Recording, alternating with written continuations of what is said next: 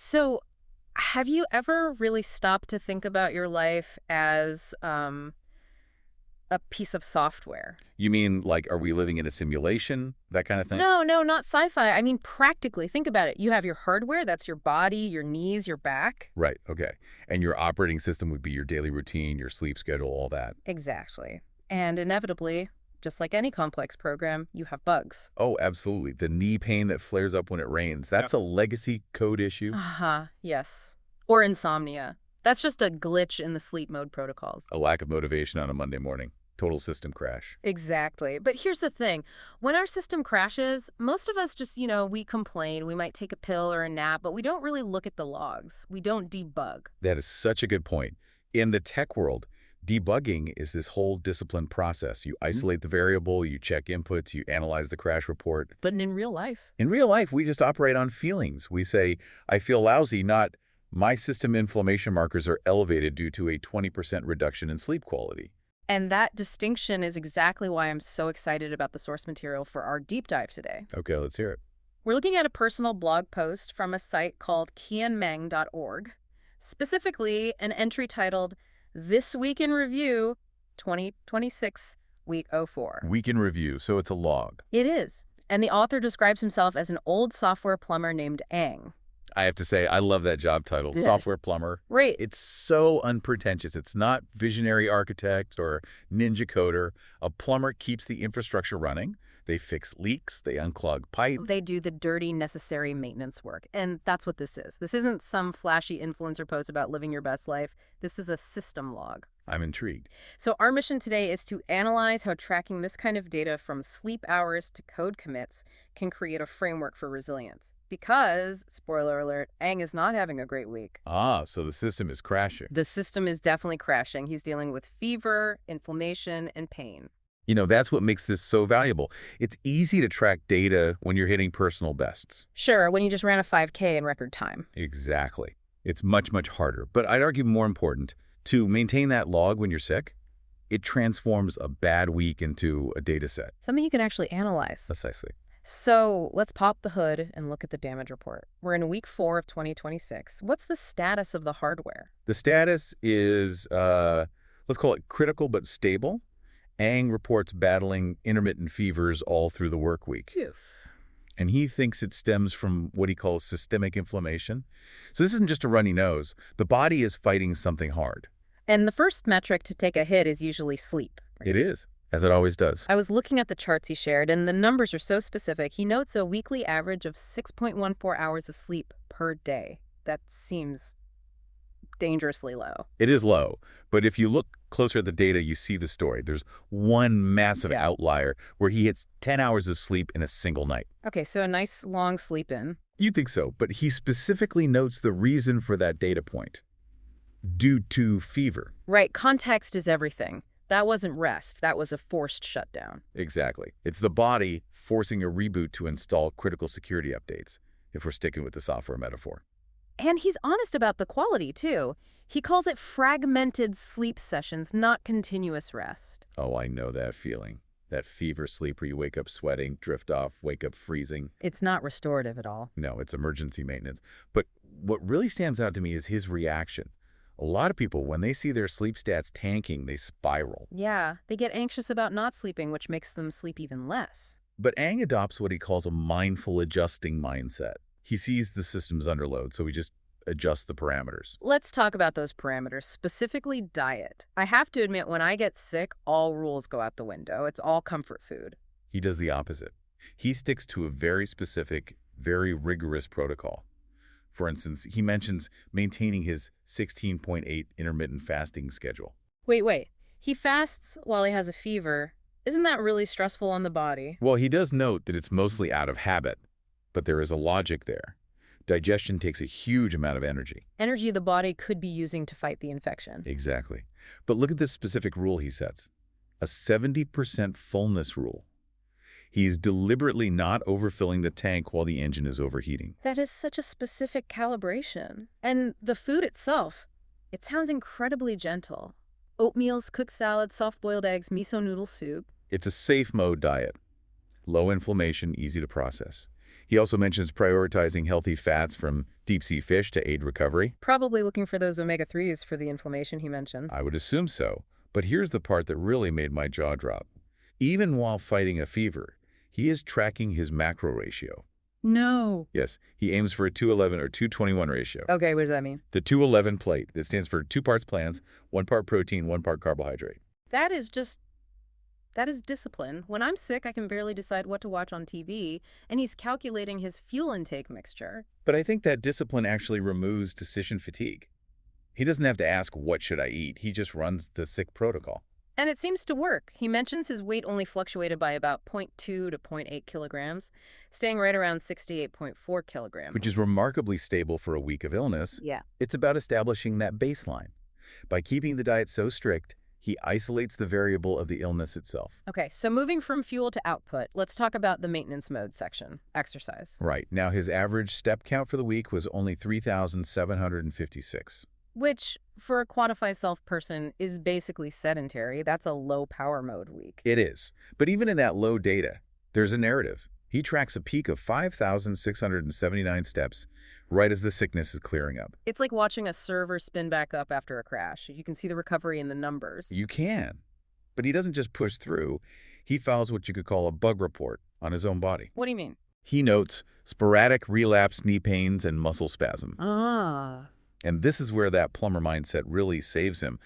A lot of people chase the vanity metric, the step count. They want the badge on the app. Sure, they'd push through the pain to hit 10,000 steps. And risk a catastrophic system failure.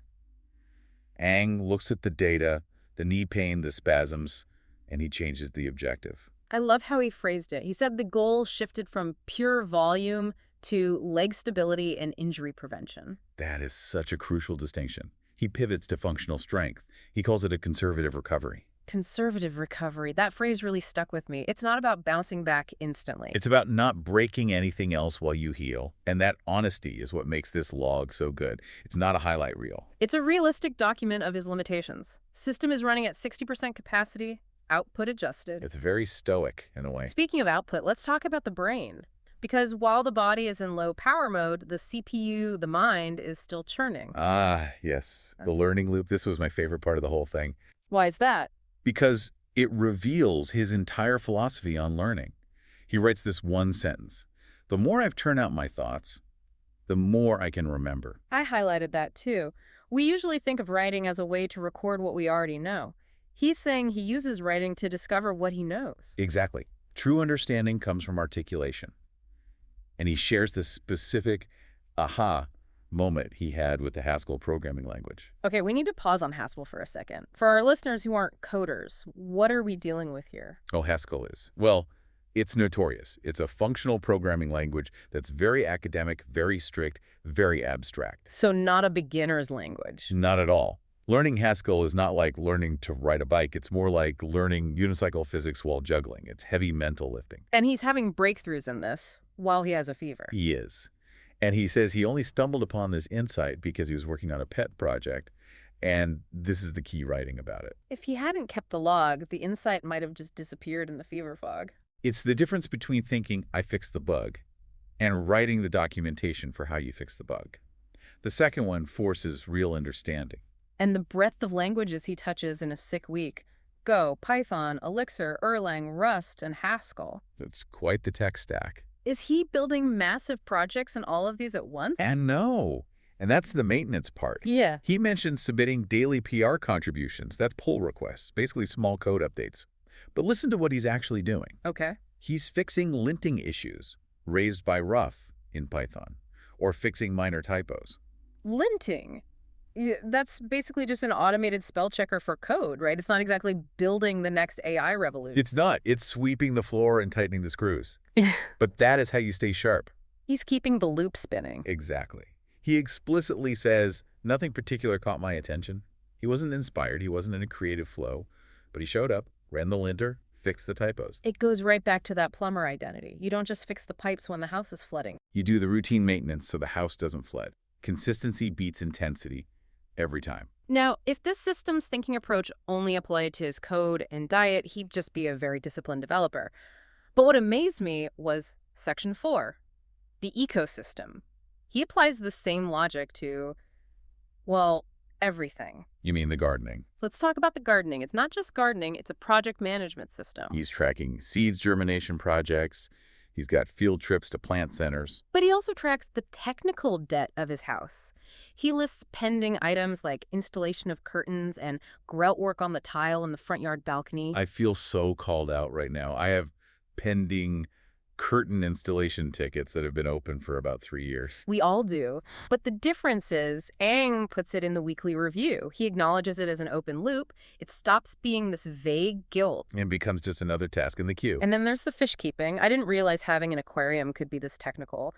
He talks about the yellow-blue rack. It sounds like a server rack in a data center, doesn't it? Yeah. Check the yellow-blue rack. It does. He's managing these aquatic environments with such precision. He's trying to find species for outdoor ponds and struggling to breed cichlids. And he logs the failures. He notes nothing significant seen so far regarding the spawning. It's another bug report. Feature request, baby fish, status, pending. And he's actively troubleshooting. He talks about priming pairs of fish. He's tweaking the environmental variables, water temp, pH, food, to get a result. It's the exact same logic he applies to his fever or his Haskell code. Tweak, observe, log. He even does it with photography. He's on a quest for a macro lens for mobile, takes a photo walk, but the log notes the hardware search is still ongoing. It just paints a picture of a life that's very full, even when he's sick. He isn't just on the couch doom scrolling. He's actively engaged in his systems. It's a very active form of recovery. Which brings us to the final and maybe most surprising part of this log, the emotional baseline. Right. With the fever, the knee pain, the muscle spasms, the fish not spawning, you'd think he'd be grumpy. Or at least frustrated. And yet, how does he describe the sentiment of the week? Overly peaceful. Overly peaceful. That is such a strange and wonderful phrase. Like, he's surprised by his own calm. It suggests a level of detachment that's very stoic. He's observing the pain, but he isn't becoming the pain. He wonders if it's the medication, but he also says he's stoic as ever. And there's that one ironic detail about the book he's reading. Oh, yes. The 3 Highs Control Guide. Right, for high blood pressure, cholesterol, and blood sugar. And he notes he made no progress on it. That's the beautiful contradiction. He made no progress on the theory of health reading the book, but he made massive progress on the practice of health. By maintaining his peace during a physical breakdown, he didn't read the manual, but he flew the plane through the storm. And he kept up his meditation practice. It's easy to miss because the numbers are so small. He logs sitting meditation of 1, 2, or 3 minutes. 2 minutes seems almost insignificant. Most apps tell you to do at least 10. To the pure volume mindset, yeah. But to the software plumber, it's a system check. Boot up the mind, check for errors, shut down. Consistency over intensity again. And he mentions mental noting while raking leaves. He turns chores into mindfulness. So what does this all mean for us? We've looked at the logs of a sick software plumber. Why should our listeners care about Aang's week? I think the core takeaway is the power of the weekly review itself. Most people have a bad week, they get sick, things break, and they just want to forget it. Right. New week, new me. We just delete the history. We pretend the crash didn't happen. But Aang doesn't delete the history. He commits it. He writes it down. Here is what broke. Here is how I ate. Here is what I coded. By doing that, he turns a bad week into just a data point. It stops being a moral failure and starts being a system status. Precisely. You don't get mad at a server for crashing. You check the logs, you reboot, you try to patch the vulnerability. Aang treats his life with that same grace and logic. I think that's the aha moment for me. The rigor allows for the gentleness. What do you mean? Because he knows he's tracking the 211 diet and the sleep, he doesn't have to beat himself up about the low step count. The data proves he's doing his best. And that is the essence of the quantified life. It's not about hitting high scores every day. It's about having a dashboard that tells you the truth so you can make the right adjustments. Whether that's pushing harder or, in this case, eating deep sea fish and just resting. Exactly. It's a fascinating look into a very intentional way of living. I certainly feel inspired to maybe, open up a notepad and jot down a few metrics myself. Start with sleep and mood. Those are your core operating metrics. If those are off, nothing else really works. Good advice. Well, that brings us to the end of this deep dive into the logs of a software plumber. We hope you found some useful patches for your own OS. It's always good to check the logs. Before we go, we want to leave you with a question to chew on. Think about your last 7 days.